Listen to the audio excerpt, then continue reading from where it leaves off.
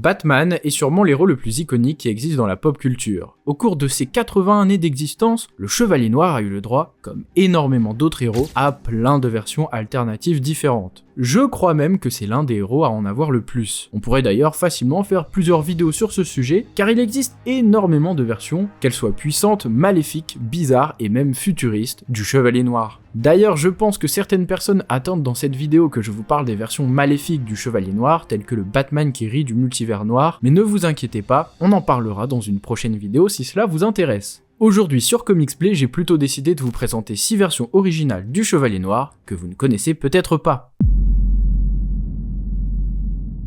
Je ne pouvais pas commencer cette vidéo sans parler d'une version alternative de mes 2 personnages préférés dans les comics. Batman, bien évidemment, puisque c'est le sujet de la vidéo, et le mutant griffu, Wolverine. Entre 1996 et 1997, DC et Marvel créaient un crossover nommé Amalgam Comics, permettant la fusion de 2 personnages ou de 2 univers. Dans un numéro, Batman a par exemple été le directeur du Shield, rien que ça. Mais dans un autre one-shot, Legend of the Dark Law numéro 1, Batman a aussi fusionné avec l'un des mutants les plus connus de Marvel, le Canadien Wolverine. Les origines du personnage sont donc elles aussi mixées. À l'âge de ses 5 ans, après avoir été témoin du meurtre de ses parents aux mains d'un voleur armé, Logan Wayne est envoyé vivre avec son oncle en Alberta au Canada. Malheureusement, son oncle, membre de la Gendarmerie royale du Canada, est pris en embuscade et assassiné par des braconniers peu de temps après son arrivée au Canada, peu de temps après son arrivée dans le pays. Après la mort de son oncle, la Gendarmerie royale du Canada envoie donc Logan vivre dans un foyer tenu par des religieuses, et quelques années plus tard, il s'enrôle dans l'aviation royale canadienne. Là-bas, il est soumis au projet Weapon X.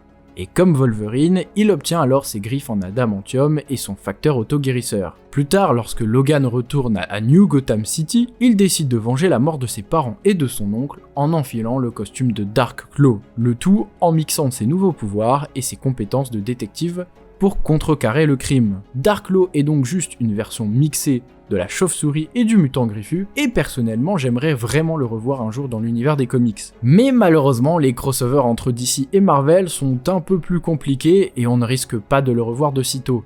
Ce qui est vraiment dommage. Regardez-moi comment il est stylé.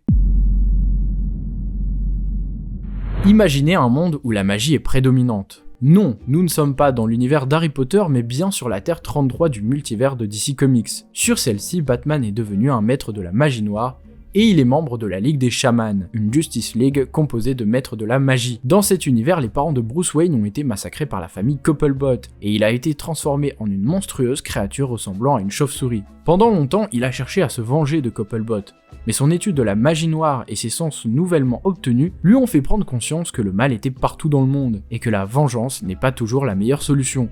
Il s'est donc consacré à l'utilisation de la magie noire pour rétablir la loi, le tout aux côtés de la Ligue des Chamans. Batmage est donc un puissant mage noir sur cette fameuse Terre 33. Petite anecdote quand même, Batmage existe aussi dans le Dark Multiverse, et il est bien différent du Batmage que je viens de vous présenter, mais on en reparlera dans une prochaine vidéo. Dracula est plusieurs fois apparu dans l'univers des comics, que ce soit chez DC ou chez la concurrence. Dans Batman Vampire, que vous pouvez d'ailleurs retrouver directement chez Urban Comics en France, Batman fait donc la connaissance du fameux vampire après que celui-ci ait commis plusieurs meurtres à Gotham. Afin de le battre, Tanya, une ancienne disciple de Dracula, décide alors de mordre le Chevalier Noir sans réellement drainer son sang pour le rendre beaucoup plus puissant. Batman obtient donc un pouvoir de vampirisme, des sens améliorés tels que la vision, l'audition ou encore l'odorat, la régénération, la force surhumaine et même la transformation. Bref, tous les avantages que possède un vampire. Mais il en possède aussi les faiblesses, telles que l'ail, la croix, l'eau bénite et même la lumière du soleil. Il affronte donc Dracula et arrive à le battre en l'empalant sur un arbre détruit par la foudre. Cependant, la victoire a un prix. Pendant le combat, Dracula a réussi à drainer le sang de Batman, détruisant son humanité. Batman reste toutefois un peu conscient et assure à Alfred que seul Bruce Wayne est mort. Batman vivra, et grâce à ses nouveaux pouvoirs vampiriques, il pourra protéger Gotham City pour toujours. Dans les aventures suivantes, ce Batman transformé fait face à ses ennemis que l'on connaît tels que le Joker, le Pingouin ou encore Riddler. Pour éviter qu'ils ne fassent du mal, il draine leur sang et les décapite pour qu'ils ne puissent pas devenir des vampires à leur tour. Ouais, On en est là. En conclusion, Batman Vampire est un Batman beaucoup plus cruel. Néanmoins, il possède le même objectif que Batman de terrain, être un sauveur pour la ville de Gotham City. Comme je le disais, vous pouvez retrouver toutes ces histoires dans Batman Vampire, disponible chez Urban Comics, qui compile les différents épisodes liés à ce chevalier très noir. Attention, attention, sujet un peu borderline, mais oui, Batman a aussi eu une version nazie appelée Leatherwing. Sur Terre 10, l'Allemagne a remporté la Seconde Guerre mondiale, et peu de temps après, le parti nazi a pris le contrôle du monde entier, avec Adolf Hitler toujours en vie en tant que Führer. Pour protéger son fameux Reich, il décide d'appeler plusieurs héros pour former la GL Axis, une équipe revisitée de la Justice League qui va notamment devoir faire face à l'oncle Sam et son équipe de résistants. Ce Batman est clairement sans pitié et possède exactement les mêmes convictions qu'Hitler. Il veut que tous les faibles ne fassent plus partie de l'humanité. Bref, pas super sympa ce Batman. Côté pouvoir, il est d'ailleurs beaucoup plus ressemblant au Batman que l'on connaît, puisqu'il ne possède aucune capacité surhumaine. Il est juste très bon en combat, comme son homologue de la Terre 1. Ce Batman nazi aura d'ailleurs quelques apparitions dans d'autres terres, et vous pouvez retrouver son histoire dans Multiversity présente Terre 10.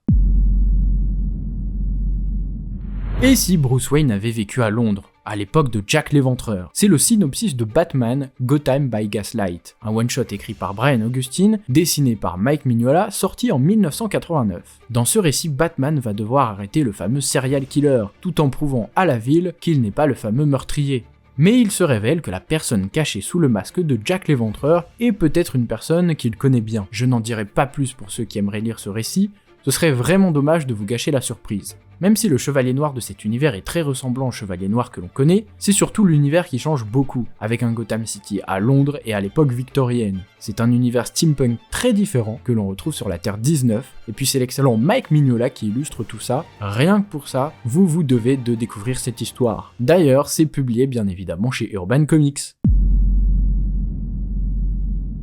C'est sûrement le Batman alternatif que les gens connaissent le plus. Dans cet univers Flashpoint réécrit par Barry Allen, qui avait voulu retourner dans le temps afin de sauver sa mère et prouver l'innocence de son père, on découvre un Batman beaucoup plus mature et plus impitoyable. Mais qui se cache derrière le masque de ce Batman réfléchi et puissant? Eh bien ce n'est nul autre que le père de Bruce Wayne, Thomas Wayne. En effet, dans cette réalité, ce n'est donc pas les parents de Bruce qui sont morts, mais bel et bien Bruce lui-même. Poussé à la vengeance, Thomas devient donc un Batman beaucoup plus agressif, avec des codes différents du Batman classique, puisqu'il n'hésite pas du tout à tuer. Côté pouvoir, par contre, il possède les mêmes pouvoirs que le Batman original. L'objectif de ce Batman est d'essayer tant bien que mal d'effacer son monde et de redonner vie à son fils qu'il a perdu. Toutefois, c'est compliqué, notamment lorsque sa femme est devenue le Joker. Oui, vous avez bien entendu, dans cette réalité, Martha, traumatisée par l'événement, s'est coupé le visage et est clairement tombée dans la folie. Ce Batman a toutefois la chance de retrouver son fils, enfin le Batman classique que l'on connaît, notamment lors de l'ère DC Rebirth et de l'arc The Button. Et d'ailleurs, c'est l'un des seuls Batman dans la liste que l'on peut revoir régulièrement, et que l'on risque de revoir très prochainement.